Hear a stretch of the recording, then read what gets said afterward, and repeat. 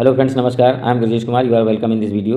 Friends, this video is based on remaining part of previous video which has been created for TGT English preparation. Here question number 31 is given as parable is. Parable क्या है ये आपको बताना है। तो parable का अर्थ होता है स्टोरी, इसको स्टोरी कहते हैं। यहाँ पर आपको ऑप्शन से इसको डिफाइन करना है। ये हो जाएगा a brief tale illustrating some moral. So correct option is C. एक संक्षिप्त कहानी होती है जो कि नैतिकता को दर्शाती है। क्वेश्चन नंबर 32 दिया गया है। Name the figure of speech in the following line. Line is why then O brawling love O loving hate. अगर यहाँ पर आप ध्यान से देखें तो ये लविंग हेट जो दिया गया है विरोधाभासी है, इसलिए यहाँ पर ऑक्सीमोरन हो जाएगा। सो करेक्ट ऑप्शन इज डी। अगर बाकी जो यहाँ पर फिगर ऑफ स्पीच दिए गए हैं इनकी बात करें, जैसे यहाँ पर मेटाफर दिया गया है, मेटाफर में जो है किसी चीज़ की तुलना डायरेक्ट रूप से की जाती है, अर्थात एज लाइक सच ऐसे शब्दों का प्रयोग नहीं किया जाता है। जैसे कि उदाहरण के लिए कहा जाए he is an iron man, तो ये मेटाफर का एग्जांपल हो जाएगा। सिमिली आप जानते हैं जिसमें जो है एज और लाइक शब्द का प्रयोग किया जाता है, जिसको हिंदी में उपमा कहते हैं। उपमा अलंकार होता है, उपमा अलंकार इसका मतलब होता है। और मेटाफोर जो होता है वो रूपक होता है एक प्रकार से, और ऑक्सीमोरन जो होता है ये विरोधाभासी होता है। एपॉस्ट्रॉफी की अगर बात करें तो एपॉस्ट्रॉफी में किसी चीज़ का संबोधन किया जाता है, जैसे कहा जाए frailty Dai name is women. So correct option is sorry, यहाँ पर ऑप्शन डी सही हो गया है। बाकी यहाँ पर ये ऑप्शन डी यहाँ पर सही है। बाकी का वर्णन मैंने आपको बता दिया। क्वेश्चन नंबर 3 दिया गया है मोरलिटी प्लेज वर। मोरलिटी प्लेज ये कब लिखे गए थे ये आपको बताना है। तो यहाँ पर दिया गया आंसर इसका produced in the 15th and 16th century. ये 15वीं और 16वीं शताब्दी के मध्य लिखे गए थे। सो correct option is A. Question number 34 दिया गया है comic relief implies. Comic relief क्या जो है प्रदर्शित करता है ये आपको बताना है। तो ये है इसका आंसर यहाँ पर हो जाएगा short humorous episode interrupting a tragedy. So correct option is C. Question number 35 दिया गया है Cambridge school refers to. Cambridge school किस ग्रुप को बताता है ये आपको बताना है यहाँ पे। तो यहाँ पर दिया गया है a group of early 20th century critics. जो 20वीं शताब्दी के आलोचक थे उनके ग्रुप को ये बताता है, इसलिए यहाँ पर करेक्ट ऑप्शन इसका डी हो जाएगा। क्वेश्चन नंबर 36 दिया गया है कोरस। कोरस क्या है जिसको सहगान भी कहा जाता है। तो chorus is a group of singers in drama. So correct option is B. Question number 37 दिया गया है यहाँ पे कैथरेसिस। कैथरेसिस क्या है, किससे रिलेट करता है आपको बताना है।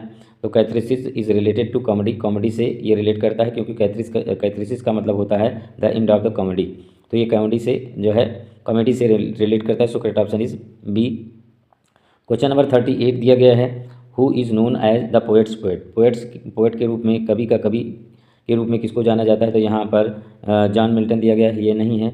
जॉन ड्राइडन दिया गया है, ये भी नहीं है। नेक्स्ट पार्ट इसका इधर दिया गया है। Next part is given here which is as follows. Next part of this question is given here yes. यहाँ पर दिया गया है एडमंड स्पेंसर, यही सही जो है इसका उत्तर है, और इसलिए जो है सी ऑप्शन इसका सही हो जाएगा। क्वेश्चन नंबर 39 दिया गया है एल्यूजन। इसको आपको डिफाइन करना है। तो यहाँ पर allusion is an indirect or passing reference to an event person place और artistic work. So correct option is C. Question number 40 दिया गया है शेक्सपियर रोड। शेक्सपियर ने ज़्यादातर क्या लिखी हैं। तो यहाँ पर आंसर दिया गया है romantic comedies. So correct option is ए। अगर बात करते हैं यहाँ पर कॉमेडीज़ ऑफ ह्यूमर की, कॉमेडीज़ और ह्यूमर, कॉमेडीज़ ऑफ मैनर और सेंटिमेंटल कॉमेडीज़ की अगर बात करते हैं तो इसके लिए एक्स्ट्रा पॉइंट के रूप में मैं आपको बताना चाहूँगा कि कॉमेडी ऑफ ह्यूमर जो है ये बेन जॉनसन के द्वारा ये जो है बेन जॉनसन जो हुए हैं उनके द्वारा जो है ये लिखा गया। और यहाँ पर कॉमेडी ऑफ मैनर्स की अगर बात करें तो ये कांग्रीव जो हैं इसके लिए प्रसिद्ध हैं, कांग्रीव। और अगर बात करें सेंटिमेंटल कॉमेडीज़ की तो ये गोल्ड स्मिथ ने जो है इसको जो है गोल्ड स्मिथ, हाँ ओलिवर गोल्ड स्मिथ और रिचर्ड शेरिडान ने लिखा है। तो यहाँ पर सही ऑप्शन तो ए हो जाएगा। बाकी मैंने आपको एक्स्ट्रा पॉइंट में बता दिया। क्वेश्चन नंबर 41 दिया गया है let us go then you and I when the evening is spread out against the sky like a patient etherised upon a table the above lines have been written in. ये line किस में लिखी गई हैं आपको बताना है, किस प्रकार के वर्ष में हैं आपको बताना है। क्वेश्चन नंबर 41 के लिए यहाँ पर आंसर हो जाएगा फ्री वर्स। फ्री वर्स में ये लिखी गई हैं। फ्री वर्स क्या होता है, जिसमें कोई रेमिंग स्कीम नहीं होती है, ना ही रेमिंग मीटर होता है, ना रेमिंग स्कीम होती है, ना ही रेम होता है, तो उसको फ्री वर्स कहा जाता है। अगर आप इंग्लिश में इसको डिफाइन करें तो poetry that does not rhyme and does not have a regular rhythm, तो उसको हम फ्री वर्स कहते हैं। क्वेश्चन नंबर 42 दिया गया है, the sounding cataract haunted me like passion, these lines आकर in the poem.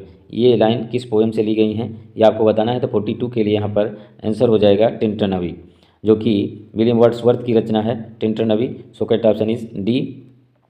Question number 43 दिया गया है, Othello killed Desdemona out of. ये बहुत ही आसान क्वेश्चन है और इसका आंसर भी बहुत आसान है, तो आप इसको जो है कमेंट के माध्यम से बताएं।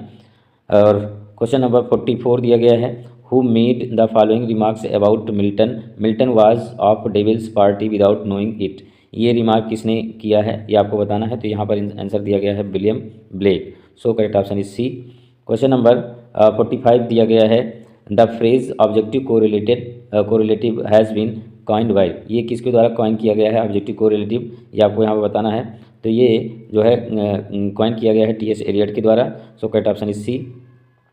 क्वेश्चन नंबर 46 दिया गया है यहाँ पे, find out the figure of speech in the following line.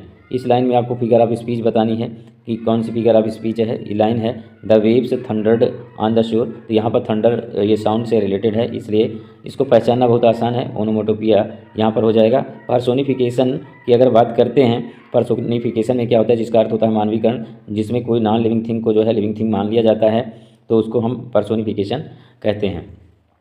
और हाइपरबोल की अगर बात करें, जिसको हिंदी में अतिशयोक्ति कहा जाता है ना, तो अतिशयोक्ति जो है जब बात को बहुत बढ़ा चढ़ा के कहा जाता है, जैसे हिंदी में कहा गया है, पानी परात को हाथ छुओ नहीं नैनन के जल सो पग धोए।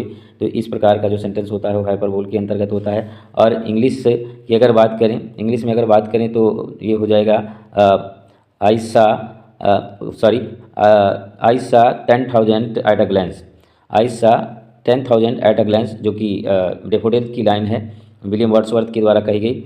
तो इसमें जो है हाइपरबोल हो जाएगा। मेटाफोर अभी आपको मैंने बता ही दिया। Next question number 47। Question number 47 is given as, who among the following was the first poet laureate officially appointed by the British sovereign. यहाँ पर फर्स्ट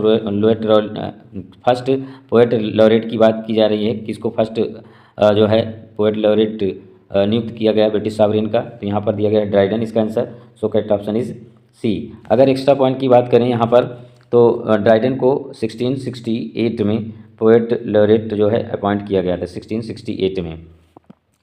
तो यहाँ पर ऑप्शन क्या हो जाएगा, सी ऑप्शन सही हो जाएगा। नेक्स्ट क्वेश्चन नंबर 48 दिया गया है, death of a salesman is written by. ये किसके द्वारा रचित है आपको बताना है। तो यहाँ पर आंसर दिया गया है Arthur Miller. So correct option is B. Next question number 49 दिया गया है, Galsworthy was awarded the Nobel prize for literature. Galsworthy को नोबेल प्राइज़ कब मिला था लिटरेचर के लिए। बहुत ही आसान है, बहुत पॉपुलर क्वेश्चन है ये टीजीटी के लिए। तो इसका आंसर भी आप जो है कमेंट के माध्यम से बताएंगे। क्वेश्चन नंबर 50 दिया गया है, the women character Delilah appears in. Women character Delilah किस रचना में आती है। तो इसका आंसर यहाँ पे दिया गया है सैमसंग एगोनिस्टीज।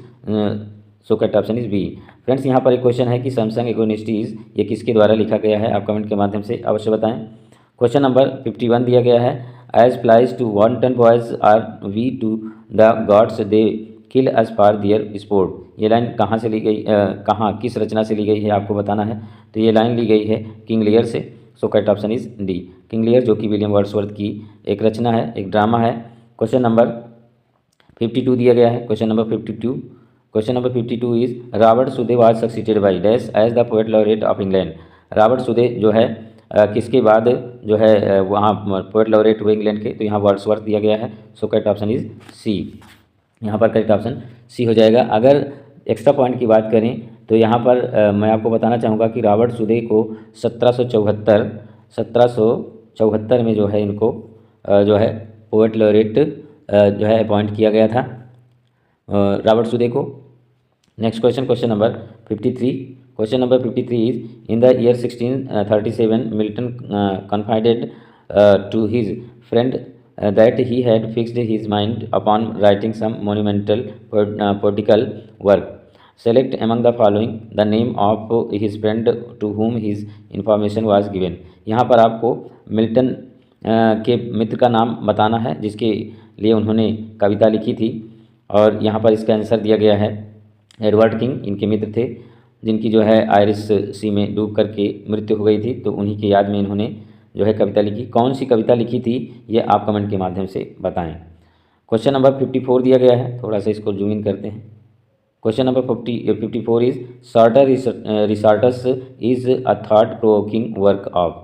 ये जो है किसके द्वारा है ये आपको बताना है। तो यहाँ पर 54 के लिए आंसर दिया गया है Carlyle, so correct option is A. Question number 55 है A sudden and ridiculous descent from the exalted to commonplace and ordinary, especially when a writer striving for the novel or pathetic achieves the ludicrous, is best expressed by the term। यहाँ पर आपको बताना है कि जो literary term होते हैं जिसमें कि कोई अचानक से किसी का मखौल उड़ाता है, किसी का मजाक उड़ाता है, तो उसके लिए कौन सा यहाँ पे जो है वर्ड आएगा। तो इसका उत्तर दिया गया है bathos, so correct option is B. Question number 56 दिया गया है the little man written by Galsworthy is an. Little man क्या है, तो little man one act play है जो गाल्सवर्दी के द्वारा लिखा गया है, so correct option is D. अगर हम एक्स्ट्रा पॉइंट की बात करें तो इनकी जो और रचनाएं हैं गाल्सवर्दी जी की वो मैं आपको बता देता हूँ। द स्किन गेम जो कि 1920 में लिखी गई थी, जस्टिस जो 1910 में लिखी गई थी, द सिल्वर बॉक्स जो इनका बहुत ही पॉपुलर जो है पॉपुलर रचना है 1906 में लिखी गई, लॉयल्टीज जो 1922 में लिखी गई थी। इनकी कुछ अन्य रचनाएं हैं। Question number 57, question number 57 is as follows. Question number 57, yes, complete the following sentence by selecting the correct option. यहाँ पर एक सेंटेंस दिया गया है, इसको आपको सही ऑप्शन से पूरा करना है। शेक्सपियर वाज बॉर्न एट, बहुत ही आसान है, बहुत पॉपुलर भी है। यहाँ पर इसका आंसर हो जाएगा Stratford upon Avon, so correct option is B. Friends यहाँ पर एक क्वेश्चन है कि एवान जो ये वर्ड आया है ये क्या है वास्तव में, आप कमेंट के माध्यम से बताएं। Question number 58 and last question of this video, I will continue creating videos for TGT English preparation if you support me by subscribing my channel. Question number 58 is the Chaucerian stanza or rhyme royal comprises. Chaucerian stanza या rhyme royal में कितनी line होती हैं आपको बताना है। तो यहाँ पर 7 लाइन इसका आंसर दिया गया है, so correct option is A. That's all for this video. If you like this video you have to press like button, and if you don't like this video you have to press the dislike button, and remember to comment